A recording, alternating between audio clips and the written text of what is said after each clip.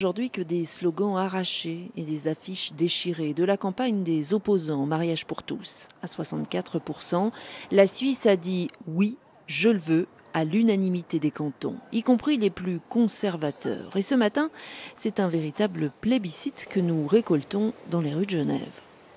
Je suis ravie de cette évolution. Je trouve que c'est positif. L'opinion européenne sur nous, c'est qu'on est un peu à la traîne et je pense qu'on avait aussi un petit peu peur si ça passait pas de ce qui allait se passer internationalement aussi, parce que ça aurait été un message de non-progressisme assez intense, disons. Donc voilà, je pense que c'est une très bonne chose. C'est déjà en route depuis un bon moment. Alors maintenant, c'est noir sur blanc, c'est tout.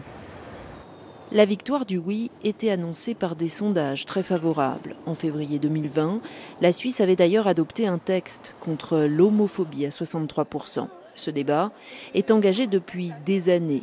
L'apprentissage par la discussion continuelle est, selon ce sociologue, typique d'une Suisse lente, mais tout à fait décidée politiquement au moment de la votation. On a introduit la possibilité de vivre ensemble, le partenariat enregistré à Genève, comme premier canton d'ailleurs, il y a une vingtaine d'années. En plus, quelques autres cantons l'ont fait. 2007, ça devient une loi. Après un référendum, donc le Parlement décide qu'il veut ça, mais il y a des gens qui sont contre. Ça passe. Donc depuis 2007, on avait déjà 6 à 10 ans de discussion en Suisse sur la question elle-même. Les opposants à cette initiative étaient principalement le parti populiste UDC, le premier parti du pays, et certains groupes religieux. Ils ont mené une campagne choc qui n'a pas convaincu.